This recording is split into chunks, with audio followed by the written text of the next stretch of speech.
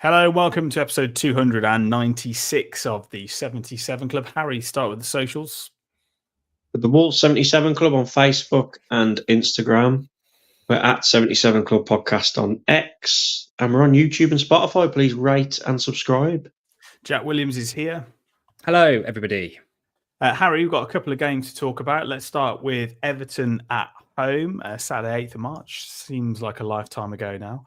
I'll just run through that team. So Sarr in goal, you've got Doherty, Agbadou, Totti Gomez, Semedo, João Gomez, Andre, Ait-Nouri, Menezes, Bellegarde, and Strand Larsen. When it comes to playing Everton at Molineux, we usually do pretty well. I think in the 10 times that we've played Everton at Molineux, they've won twice. Was it a good point? I think we'd all taken a point before the game. The preview podcast, I think we were all saying exactly that. And it was good to see Agbadou back. Yeah, I would have took a point before the game, definitely. I think we all would have. And obviously the big question was we going to cope without Cunha, especially going forwards? And I was quite surprised at the starting lineup. I think because against Fulham the week before, with Menezes, Bellegarde and Cunha, we struggled a bit, I thought, going forward. So I was quite surprised to see Strand Larsen, Menezes and Bellegarde start that game. I thought he might throw Hwang Hee-chan in there or Guedes or something like that. But apart from, obviously they went 1-0 up, didn't they? But I thought we responded quite well, and it was nice to see Menezes get on the score sheet. We couldn't really get anything going towards the end. We had a bit of a go, but we couldn't break them down, could we? And Strand Larsen struggled that game, but it's now come out, hasn't it, that he had a broken hand. So you can see why he was having a bit of an off day that game. But yeah, but for the first game without Cunha, it was nice to see Menezes score. Probably could have created a bit more, but Everton defended quite well, particularly second half. I think they just settled for the point. And when I think about a game like that, under O'Neill, in the same circumstance, when we used to go 1-0 down at home, we'd go on to lose 3 or 4. So it was nice to go and get that equaliser quite quick and then not lose the game because, yeah, we needed to get something. And it was a tough game with the form Everton were in. I think they'd won 7, not lost in 7 going into that one. So, yeah, overall, I was very happy with the points, definitely. Jack, I thought Totti was pretty solid again. Shout outs as well to your mate Strand Larsen. I thought Ait-Nouri put himself about. Obviously put himself in a bit of bother with that one pass where I think was realistically a foul where they got a chance, but Sarr saved it. And shout out to Sarr, actually. I thought he had a good game and was probably the difference as well in the end. Yeah, you're asking me to remember stuff that was 10 days ago now, so all of this is a blur, really. Just thinking back to Everton, but I'll summarise just with what my key takeaways were. And yeah, everyone was quite worried before the game, and I think just because the form that Everton were in. But in reality, I know they went 1-0 up. I was just a little bit disappointed with the fact that we had a lot of the ball, but didn't really do much with it, particularly in the second half. When I thought Everton were there for the taking a little bit, really, on the balance of it, I was quite surprised because I thought they'd be going for it a little bit more. So at the end of it, although it was probably a good point on paper, it's one of those where I was a bit disappointed that we didn't try and go for it, really, because home wins are what's going to get us out of the situation we were in, and particularly against a team like that. And it did seem to me a little bit like Everton were maybe just trying to preserve that winning run towards the end, and we're just as more happy with the point than we were. So, I think it was going down a little bit as a missed opportunity, and it probably would have done if we didn't then follow it and back it up with something. But we did, so it doesn't really matter. So it probably will go down as a good point rather than 2 missed.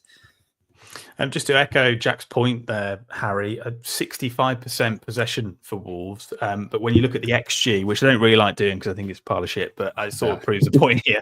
0.6 for Wolves and 1.32 for Everton. It is not about keeping the ball. It's obviously what you do with it. And I suppose it comes without having Cunha there as that person that's going to provide that spark or that chance pretty much out of nowhere. I thought Bellegarde played well again, and another assist for him. He has had a huge turnaround, probably since Pereira came in, really, and is playing him in that position that we've always said on this podcast that he needs to be playing more centrally, and that's paying dividends. Yeah, just on the possession that you mentioned a minute ago at the beginning of the question, I think it's the most we've had, hasn't it, in a while this season. And yeah, Bellegarde, O'Neill would always play him out on the right, wouldn't he, the front three.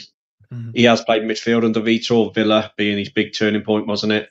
And then obviously now he's back in the front three, but he's on the left. He floats into attacking midfield. And that goal, the Menezes goal, the running on the angle from the left and the perfect pass was really good. I just got a shout out as well to Andre. I know he got player of the match on TNT Sports, one of his best performances, unbelievable. And Agbadou, to be fair. And I was quite surprised Agbadou started because he come back super quick if it was a hamstring injury. I thought he'd be on the bench. So for the fact he started after just coming back from that muscle injury, we don't actually know exactly what it was. But yeah, both played well. It is a shame we didn't get the winner. But like you say, we had a lot of the balls, just very hard. Everton did what we usually do, innit? Like when we go away, we just sit back and soak it up. So we've got to try and improve our game a bit when we've got a lot of the ball to try and break teams down. We struggled under Nuno, didn't we, famously, and under previous managers. But yeah, Bellegarde, God, what a turnaround from him. And I know we're going to go on to Southampton, another 2 assists in that game as well. And yeah, João Gomez and Andre as well under Vitor. They're just so good together, aren't they? So good. And yeah, we're lucky to have them. And it's a shame we didn't get the win, but like I said, I was happy with the point in the end. Just probably a couple of things to add from me. One from that game is the substitutions. Like, we seemed to get worse after we made them. It looked like we were less likely to score after we made a few of them, and it just seemed to like sort of peter out a little bit. And then it just opens up for the kind of lazy sort of journalism commentary thing where they're just going to immediately start talking about Cunha. And that kind of annoys me a little bit, but you know, it's kind of inevitable because if we'd have had him, then we definitely could have probably had that little spark, but you know, it's never that straightforward. Nice for Menezes to get his goal though. It's funny you say that because Sarabia got a lot of stick, and I thought he did okay when he come on. For me, he had that free kick, didn't he, that he put like into the side netting, and he was trying to like make things happen. He didn't succeed in that, but he was trying to like put through balls through and that, weren't he? But he got so much stick online. I was like, bloody hell. No, Sarabia was lively. I was thinking more that I know Strand Larsen got a lot of stick, and I'm a big member of the Strand Larsen Defence Club, so it's a good day to be me, or good week to be me. But like for when we swapped in for Hwang, it just looked like we were never going to score. Like I just thought there was just nothing up there. So whatever he was doing, Strand Larsen, he was getting stick for it, but it made us look a little bit better. So you know, but it was a point. Turned out to be a good point against a very informed team. We take it, we move on, and we backed it up, so it doesn't matter. I don't think the Everton fans were too happy with the performance, Harry. But like you say, I think a draw is probably a fair result on reflection. And how important do you think that point will be? Obviously, we'll talk about Southampton in a second. How important do you think that point will be come the end of the season? Because it was probably one of those that we were looking at. It's just nice, actually, not to lose a home game. You know? Yeah, especially like we're going to get on to, we win off the back of it as well. And with Ipswich and Leicester continually dropping points, a draw will do, won't it? Just to keep creeping away. And it was one of those games where it was hard to go into because people were probably expecting us to win. But Everton, like we've mentioned, were on big form. They were flying, even though they're just above us in the league. So, yeah, it was a massive point, really. And as I've mentioned a minute ago, it was our first game without Cunha, and we've proven slightly that we can cope without him, and we did okay without him. Yes, the commentators are going to be lazy, like Jack said, and keep mentioning him. We can't break them down, but we've got enough quality and enough options on the bench to be able to cope and win games, or draw games in this case, without him, and we succeeded in it. Let's have a look at Southampton. I'll start with you, Jack. You were there. What was the atmosphere like inside St Mary's? Because they were making a lot of Southampton having lost 9 home games after this one, which is, I think, the same as us. We may have lost more. It seemed to me like the atmosphere went a little bit sour almost straight away, and then became almost jovial because I suppose they've seen it all before. Do you mean from the home fans? I mean, we were briefly talking to a few of them in the pub before, and they're obviously just very down in the dumps. Their expectations are just like, I think even when you go into a league campaign with probably low expectations, like they did, they've done worse than that. So they are just like really dejected, and they obviously know that they're going down, and it's kind of just having a laugh and a joke with it, really. But it's an interesting one because we made hard work of beating them, and that's probably the worrying thing, really. I mean, up until, like, you know, they're definitely in the game, and until we Strand Larsen scored that first one. And then obviously when they get one back, like as a Wolves fan, you're just thinking, oh, I'm panicking now, because even though it's Southampton, there's every chance that they could go back and sort of get an equaliser. But so I think, obviously I don't know much about Southampton, but I think some of the fans there weren't too happy with some of the substitutions that were made. So they were starting to call out the manager and stuff. And then obviously as soon as you go 2-0 down, and really they're looking at that thinking, when you've lost whatever it is, 9 home games on the spin, you're 2-0 down just after half time, you only know it's going to go one way. But they did show a little bit of fight. I think they were a little bit fortunate with the way it rebounded off that a shot off target really, but you have to get yourselves in those positions really. So yeah, they're not very happy, but the Wolves end was good, because that's a massive win really. And I know we're going in on paper saying that we should be beating Southampton because of everything, and the fact they've only got 9 points or whatever, but you have to actually go and do it. And that was a game where it doesn't matter how we did it,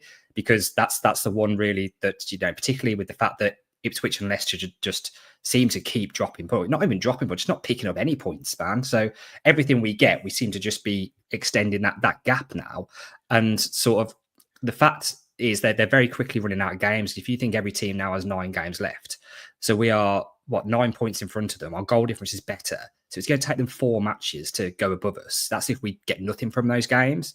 So before you know it, they suddenly have ours by their name, because they're just running out of games. And if ever we win another one, it just puts so much more pressure on them, and so much so that I think it's done now. I think most people think it's done really, just because I can't see us going on a terrible run where we don't pick up any more wins, and B, I can't see them putting together even the 4 wins they probably need to catch us at least. So I'm all for not counting the chickens, but I think we're okay now, aren't we? It's just the case of that we've got away with one this season, and we can't do it again next season because we it's too risky.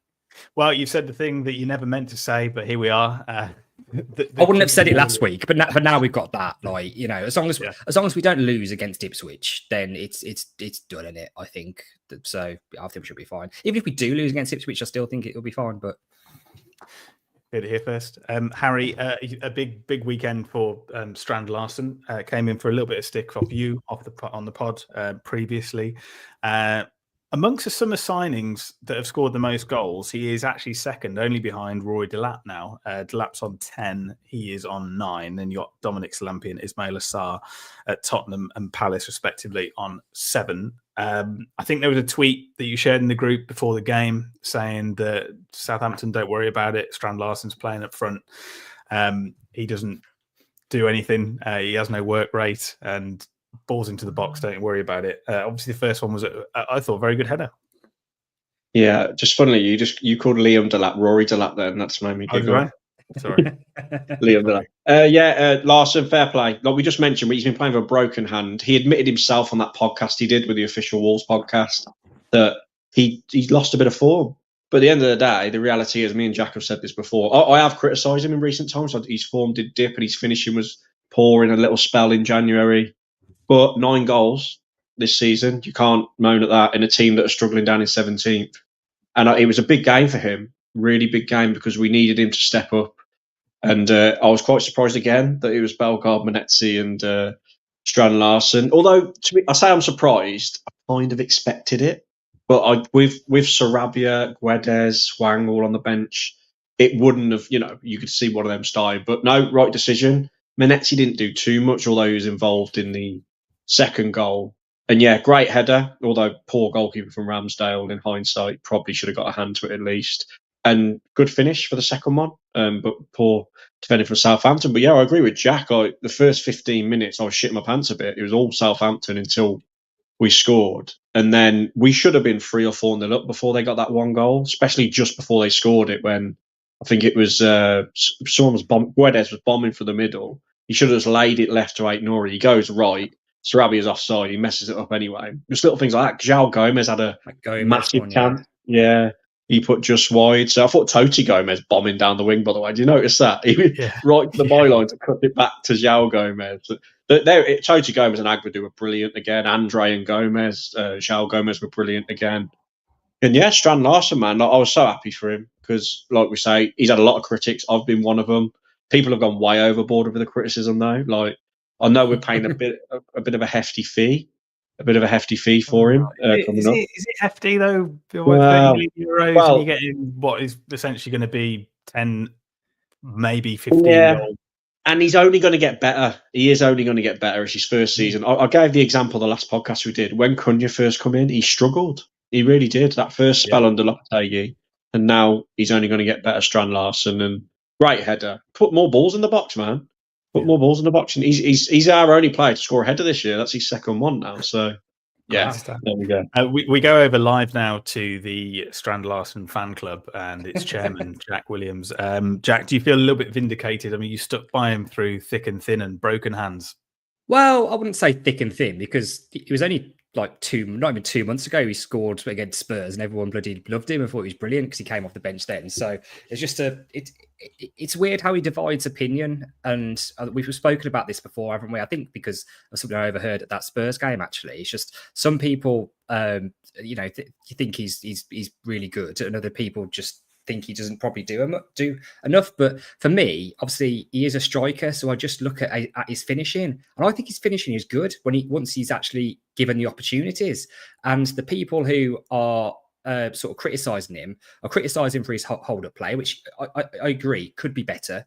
But he is ultimately a striker, and we're not a team who's great at putting balls in the box, are we? As the fact that that's the first header this season probably tells. So I think if we play to his strengths a little bit more, then that would be good. And I also think that we asked a lot of him this season. We've asked him to sort of come in, lead the line when he's never played in England before. His return, it's impressive. Like, I know there's a joke at the start of the season where he only scores when we lose, which kind of was true, but we were losing all the time. So you can't really blame him too much for that. But I think that he has got some sort of natural finishing bit of ability about him, which you don't normally see as much in a really tall guy, unless you're Haaland or whatever. But I like him, and I know the critics will say, "Oh, it's only against Southampton; they're a Championship team." But without his goals, we wouldn't have won that game. So, particularly having the confidence to take on the second one, which I was surprised that he shot from there. I didn't see the second goal, to be honest. I was stood at the bar, obviously, but it was only a minute after half time. So, what are you going to do? Let's have a look at some of your comments. Neil says 9 goals is not a bad return. Jackie showing some love for Strand Larsen as well. Stephen says, I'm not sure about Strand Larsen. However, credit for his efforts, especially with the hand injury. WWFC Jonah says 9 goals from 36 shots isn't bad. Get some wingers in the summer who can cross a ball, and we may just replace Cunha's contribution, echoing what Harry said there. Still with thee says, do you guys see Yerson, Agba and Totti in a 3 next season, or a switch to a back 4? Now, this is something I've said for quite a long time, is that I cannot wait for Yerson Mosquera to be playing with those two. I think it'll be formidable. I'll start with you, Harry, though. What are your thoughts on that? I think he'll stick with the system we're playing now. This is what he wants to play, Vitor, so it will be a back 3. I agree. But then you got Giga as well. What's he going to be like? But Yerson Mosquera, before his injury, he was our number 1 centre-back, wasn't he? Like in the back when we were trying to play a back 4. He's looked a good player, Yerson Mosquera, so... Obviously, Doherty's still here for another year. Whether he'll be a starter, I don't know. But we're looking quite healthy at the back now, aren't we? And there's reports that Michael Keane might come in or Cody might return as that old school homegrown replacement for Dawson, really. So we're all of a sudden okay at the back, aren't we? I think we just need maybe another attacking winger and another striker, because I just don't think Hwang is really good enough backup for Strand Larsen. And we know Cunha is probably going to be leaving. But Jack, in the away end, I don't know what it's like, but I actually didn't even think about Cunha Saturday, which is at the Everton game. I did keep thinking, oh man, it'd be nice to have Cunha, like the commentators were saying. But against Southampton, I know it's only Southampton, because I thought like Bellegarde did well and obviously Strand Larsen. He didn't even enter my mind. I don't know what you thought in the away end. Did anyone speak about it? No, not really. But I'll be honest, for most of the first half, I was seeing 22 players on the pitch and had a few too many beers before. So there was 22 players on the pitch. No. Yeah, that's a good point. 44. So 22 Wolves players, shall we say.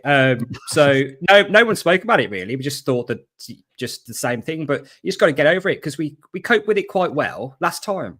So it's just the same thing again, isn't it? We've got to knuckle down. The annoying thing about it is the fact that we still don't quite know how long it's going to be because of that additional charge. We don't know whether he's going to be back for Ipswich or not. I mean, probably not. But if it was a straight just 3 games, then he'd miss West Ham and be back for Ipswich. But just this uncertainty. I know it takes a bit of time, and it helped us out last time with his last ban. But it's just I don't see why it takes so long, really, because if people can have everything so quickly in terms of footage and everything and evidence, they should be able to turn it around in a couple of days. Yeah. People were getting confused. I saw online. People were going, so hold on, is Cunha available for Everton? And because what happened last time, because he didn't get a red card on the pitch, did he? So people forget he automatically gets a free. We're just waiting to see if he gets 1, 2, or 3 more, which should be announced. We're recording this Monday. Should be announced in the next few days, because if you go off the last one, they waited. So he had until the 10th of March to respond to the improper conduct. Last time, was it about 6-7 days later when they given the deadline? So probably what's the date today? The 17th? 17th, yeah. But, so for the next few days, we probably will find out what his ban's going to be. But we've got to expect it to be another couple after West Ham, you'd imagine, if you're going to go off the Ipswich one. But yeah, I didn't miss him Saturday. And these were crucial games, weren't they? Southampton. So fair play to the lads for covering him. But, he's such a wally for doing this, because this could have gone terribly wrong, really, and then everybody would have been finger pointing. If it could have, let's say we lost the last 2 games and the teams below us did pick up points, we'd all be looking at him and sort of blaming him, quite rightly so, because I mean, I'd even take the straight red card and get him back for Ipswich, but because of what he did after, that's now in jeopardy as well. It's just so stupid. But going back to what you were saying, the original question, Mascara, it's a long injury though, isn't it? Like, he's not going to come back straight away and be the player that we were seeing glimpses of, and he's had spells away on loan before to be able to get himself up to that standard. So I don't think we can expect too much of him too soon, really. But it's nice to have that sort of competition. I agree. I think the system will stay the same, and I think the defence and midfield, if we keep everybody, is looking a hell of a lot more solid than it did previously. The issue is the final third of the pitch, because I think Cunha will go.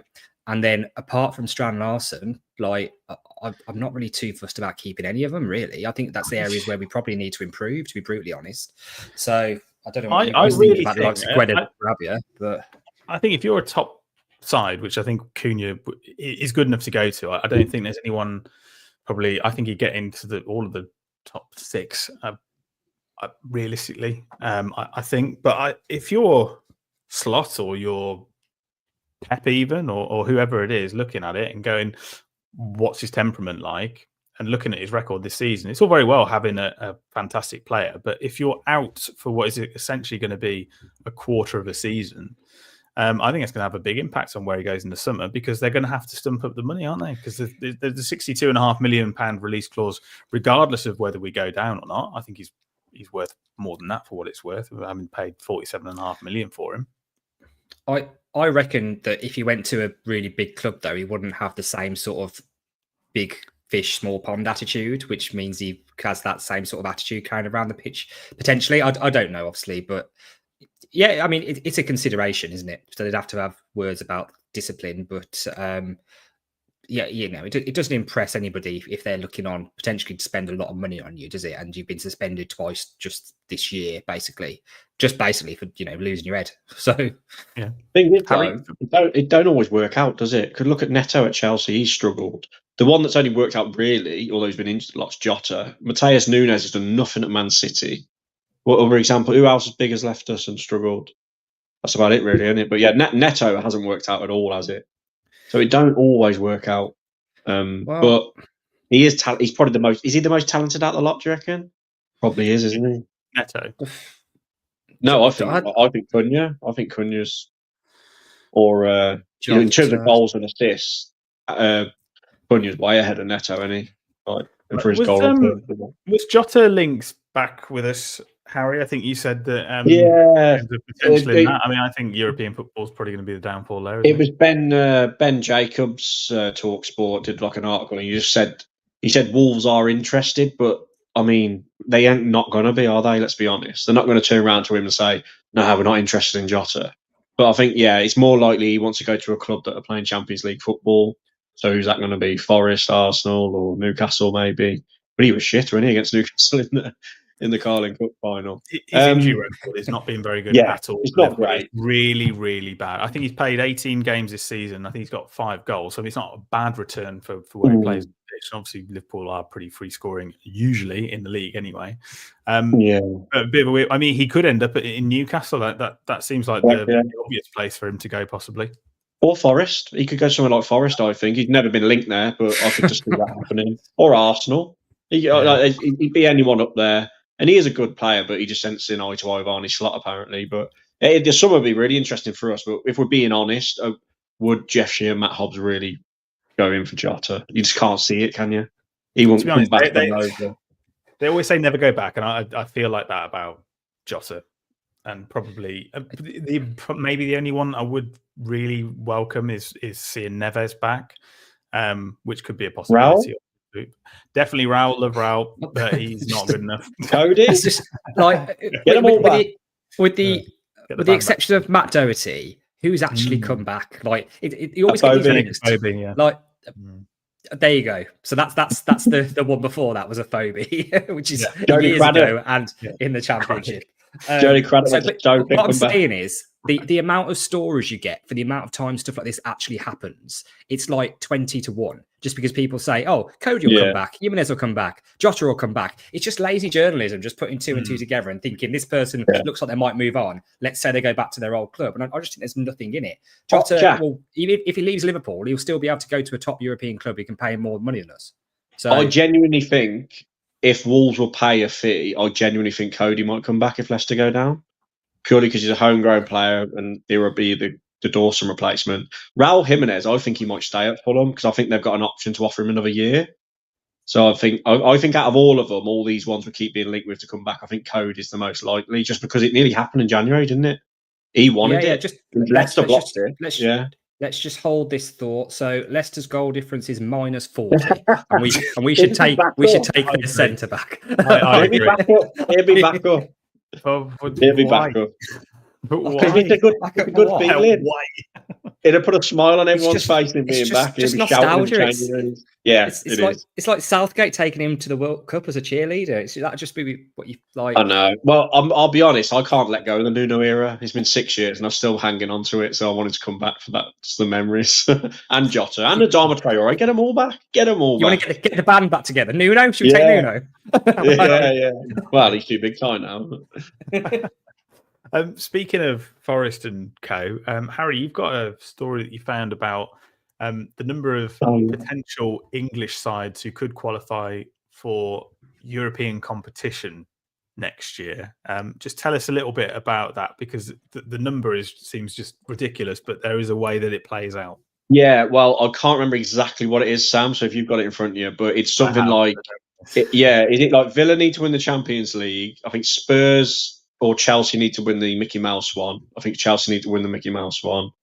And a few other things need to happen. And then 11th place could get the Conference League. Is that right? Something like that? Something like that, yeah. So you could have 7 for the Champions League. So Liverpool obviously winning the Premier League. Arsenal, Forest and Man City and Newcastle through on their league position.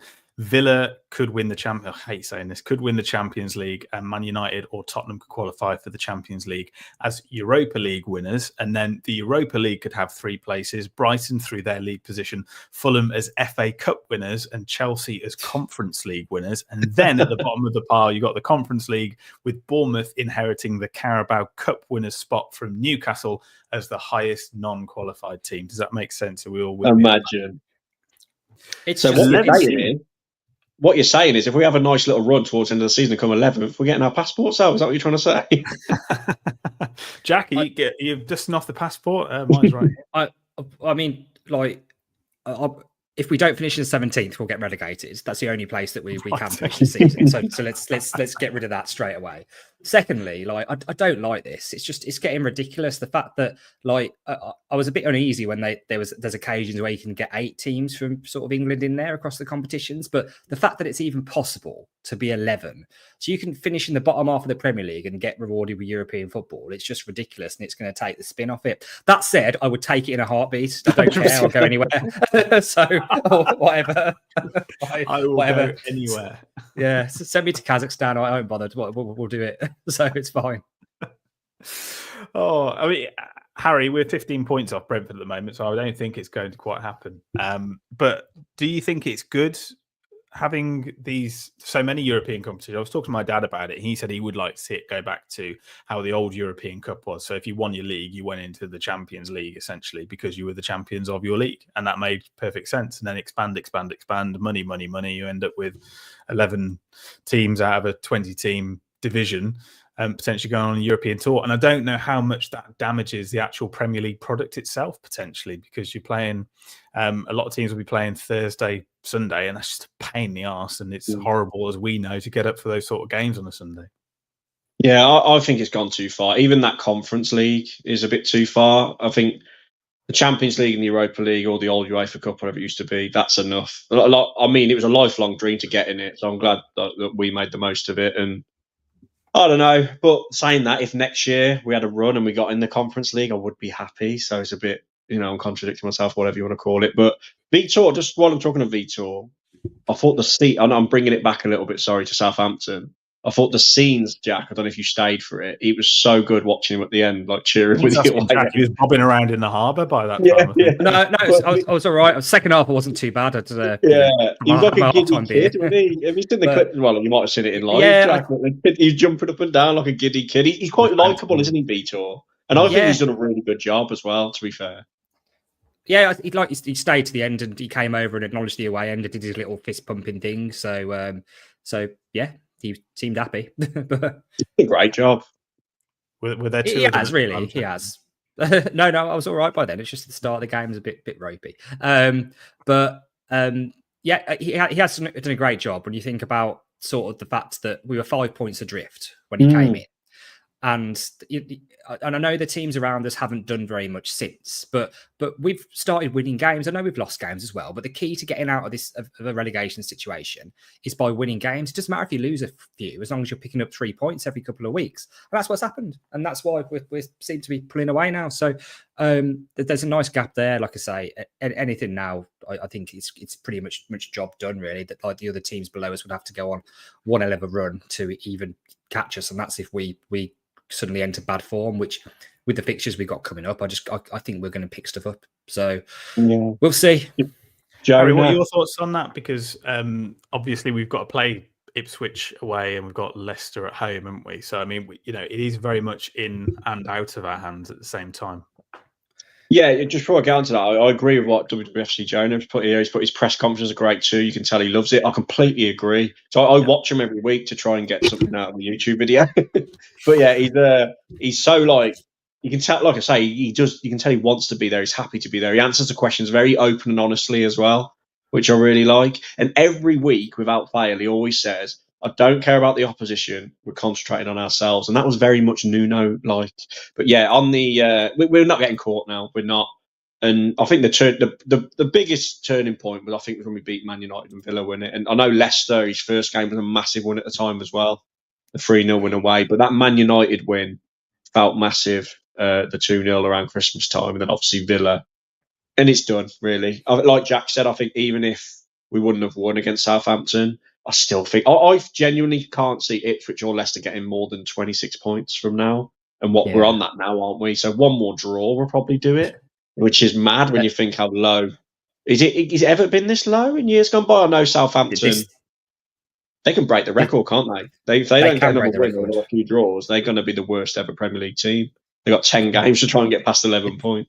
Combined points total of the bottom three is the lowest I think that it has ever been. It's beating at the moment the record that the previous bottom three set. Look at that as well.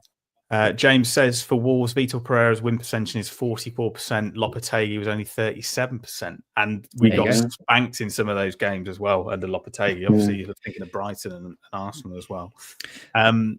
Just one thing to make our home form look not quite as bad. Leicester have lost their last 7 home games in the league without scoring a goal. That's a new record in Premier League football. So they haven't just had to watch the losses. They haven't even had a goal to cheer in the last 7. Question, if you can think off the top of your head right now, have we won more away games than home this year? I think we might have. Bournemouth away, Leicester away, Fulham away. There's 3. Leicester. Home. Yeah. We've won home more wins away. 4. Yeah. How many have we won in total? 7, I think. 7. See, yeah. Man United, Villa. We beat Southampton at home. Is that it? I mean, yeah, we've drawn a few, innit? So it must be, yeah. Oh my God! In 7 fact, wins. so we've won more away games than we have home this year. That's crazy. Our home form has been abysmal. Like that's the thing. Great. It's shocking.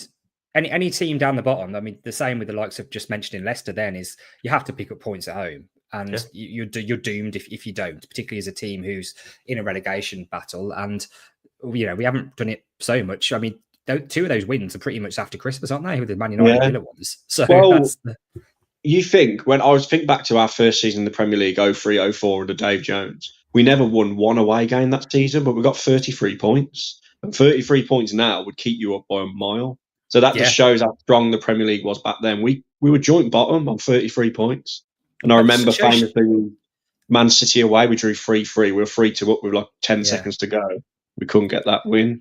So that's just mad how weak the Premier League's gone. It's just crazy how crazy that in that season we went down. Our home form was pretty good then. If we'd have backed up some away wins, we'd have been like fine. But so we won like 8 home games that year. We won about 8 under Dave Jones. Yeah, we've only won 2 or 3 this year. Just shows the difference. Let's have a look at the League Cup finals very quickly just before we move on to the England squad. Harry, are Newcastle now a big club?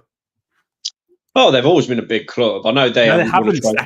We've had this argument before. They were not a big club. If you don't win a trophy in 70 years, you're not a big club. True, I get that, but their fan base is absolutely massive. You mean they've got a big stadium? Well followed. Big stadium, massive. Their away fans are probably one of the best in the country as well, no matter where they're going. And they deserved it, really, didn't they? I know it's been a long time. I wanted them to win for what it's worth. Bored of seeing people like Liverpool win it all the time, and it made me really jealous watching it. I was just getting FOMO. I really wanted that to be Wolves, which is why I was so angry the other week when people were saying they were happy we lost to Bournemouth, because I knew we'd stay up really. And what would have 1 or 2 more games done if we got back to Wembley? I know people get PTSD of the semi-final against Watford, but we saw John Ruddy have his redemption arc, getting his winners' medal. Yeah. His winners' medal for Newcastle, which is mad. But yeah, I just was really jealous. If Wolves won the League Cup, I'll be over the moon. Do you think it's the start of something then, Jack? Do you think? Because I think there was some Man City fans talking about pre the oil money, essentially, saying that they'd just be happy if in their lifetime they won the League Cup. And this is back in mid 2000s or something like that. Is it the start of something? Because I suppose you have to start somewhere, and it does seem like the League Cup is that place to start.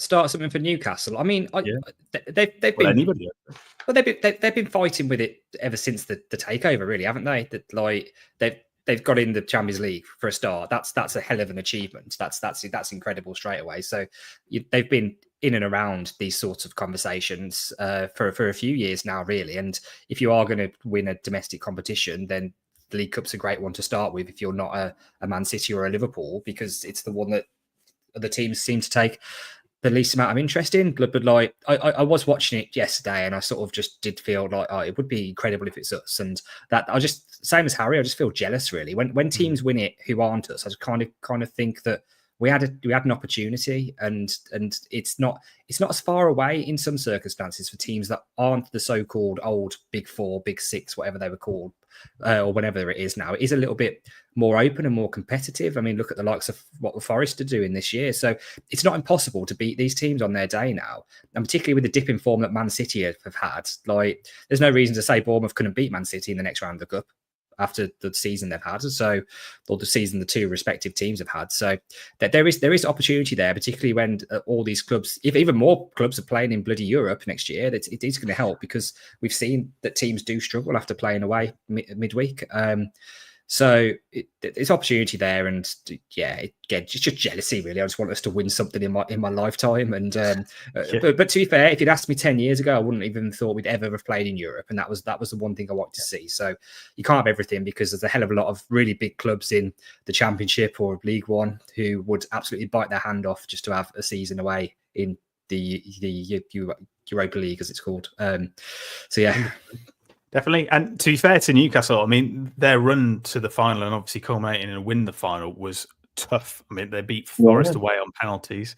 Then they had AFC Wimbledon at home, probably squeezed past them 1-0, beat Chelsea 2-0 at home, Brentford 3-1 at home, and then beat Arsenal twice over 2 legs of 4-0 aggregate, and then go and beat Liverpool in the final. So I mean, they do deserve it, don't they, Harry? It wasn't like an easier run. You know, we were talking about the FA Cup, and I don't think there will be a run to the final that will be easier in the FA Cup this year. Yeah, they definitely deserved it. Like, especially like you say, Arsenal in the semis as well over the 2 legs. But James Boswell said, "I saw Wolves win the League Cup in 1980. None of us were alive, James. So unfortunately, to be fair, saying that, one of my favourite ever Wolves memories, apart from like the few Europa League games we went to, was the playoff final in 2003 when I was like 12. So like days like that, you remember, they stick in your head. Like you can't, and that's a bloody playoff final for God's sake. So if we won a League Cup, it'd be remembered. I mean, look, they're mentioning the League Cup win from 1980. We're in bloody 2025. So it matters. That's what I hate about the modern game a bit, because the Premier League's so prioritised, even by clubs like Wolves. We never like just think, right, sod it. Play your strongest team in the League Cup and have a go. Remember under Nuno, when we were in the Europa League, we got to like the quarter-final or whatever it was against Villa. We had like under 12s playing, if you remember, at Villa Park that day. And I think they ended up getting to the final. But yeah, and the FA Cup as well. That's why I was so angry. We got knocked out by Bournemouth. And I just want to see us to get to a semi-final or a final again. I know the semi-final in the FA Cup's Wembley. But that's what football is all about. It's not about scraping relegation every year. It's just boring. You've got to try and get some success. There's a lot of nostalgia going on in the comment section. I think everybody's trying to outdo each other, whether they went to the 1974 Cup final or the 1981. And then the Sherpa Van Trophy is making an appearance as well, which I love to see. Is there anyone who went to 1960? Yeah, we won 1960 against Blackburn. Let's have a quick look at the England squad. Harry, have you seen the England squad? I will read it out if not. I have seen it, and all I'm going to say before you read it out is he's done my head in already, this German. Yeah, we should never have, I think the rule should be, in international football, your manager has to be the nationality of the team. Just thought I'd throw that out there. No, how Jordan Henderson got in. No, how Jordan Henderson got in is a joke. I know Gibbs White's got in now because Palmer's dropped out, but Gibbs White should have got in. And that's us saying that. We're not exactly Gibbs White's biggest fan, but on form, he should be in there. And I'm just... If it's going to go on like this and he selects squads like this, I ain't interested. I won't even watch these 2 games anyway. Bloody joke. Going on strike. Yeah, Jack, I don't think foreign managers are a problem, especially if we're in the USA next year and winning the World Cup. We won't care if he's German or French or from Mars, will we? No, I mean, everyone seemed to take to Sven quite nicely, didn't they? I seem to remember at the time. Nobody was really too frustrated. Maybe we've ever had. Well, yeah, but at the time no one disliked him, did they? But I was a little bit surprised. I think Henderson is the one that sticks out. I know Dan Burn was getting a lot of stick as well, wasn't it? But then obviously he pops up with a goal yesterday. No, Watkins scores that goal in the semi-final. Is he injured? Oh, I'll let him off then. So yeah, if I was more knowledgeable, I might have picked it. I think Dan Burns a good shout. He's been solid and 32 years old though. I mean, I don't think he's quite the future. Great day. But I just think sometimes you need to take these older players. I mean, the final against Italy 2021, Chiellini and who's the other one? Began with a B. Can't remember. 36 and 37 years old, and they had the nous and the experience to go and get them over the line and into the penalty shootout. Dan, why 4 goalkeepers as well? Why have we got 4 goalkeepers? That's weird. That is weird. Yeah, that's strange. Particularly when you're leaving out players like Gibbs White and you're thinking, I better just take 4 keepers in case 3 get injured. It's just ridiculous, isn't it? It's just not going to happen. So that's a strange one, because that's also sort of saying here either he's scared of making another decision, or he values seeing who's the 4th choice keeper. Is it Ramsdale? Whatever. So he values seeing him over a player who's been tearing it up, like we say, like the Gibbs White. So strange. Yeah, Dean Henderson, Jordan Pickford, Aaron Ramsdale, James Trafford. I mean, that's actually quite funny. Just reminding me of Ramsdale. Then, should he be getting in? So I know what he's got in front of him isn't that great, but look what Southampton are doing, and he got a bit of stick. I don't know how does Nick Pope not get a look in? He's why I don't understand. He seems to me. to end with, if you remember that. Here's a good one. Aside from Bully, who is a standalone legend, who is everyone's favourite Wolves player ever, mine after Bull was David Kelly. Raul. Andy Keogh, actually, from back in the day. Andy Keogh was my favourite.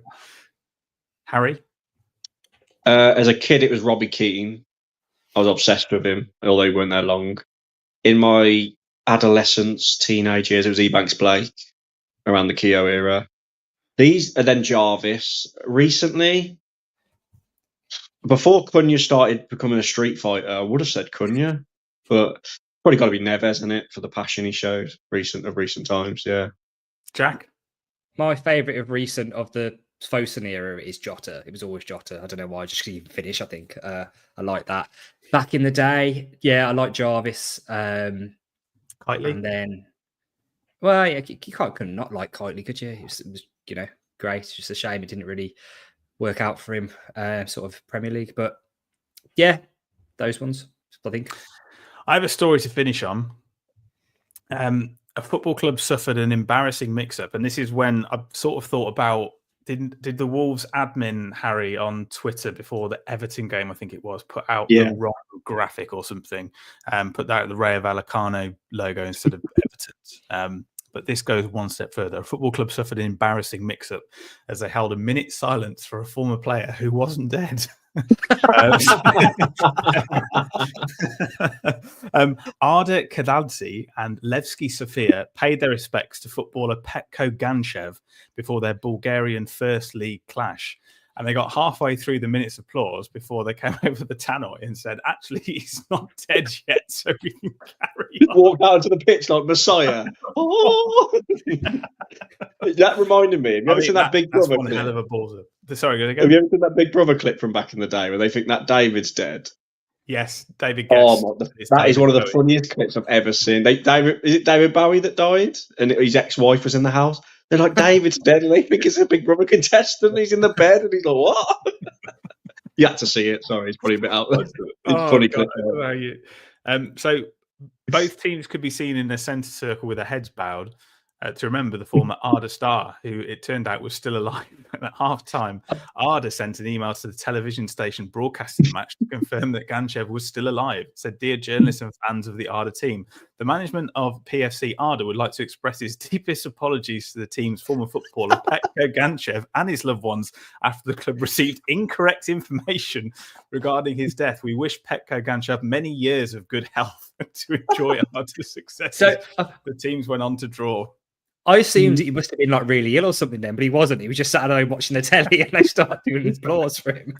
Sorry about that. Not turning up at your own funeral. As James said, news of his death has been greatly exaggerated. Perfect. Right. Okay. We'll leave that for another week. We'll catch up with you next week before the West Ham game. So on Tuesday night, isn't it? Yes. 1st of April. Yeah. April Fool's Day. Oh, April Fools. Excellent. We'll say goodbye to Harry Mansell. I'd just like to say rest in peace to Daniel Bayliss. Unfortunately, he did pass away recently. So. Hold on. No, I was getting an email. He's still alive, just didn't show up. It's a goodbye from Jack Williams. Goodbye. It's a goodbye from me. Goodbye.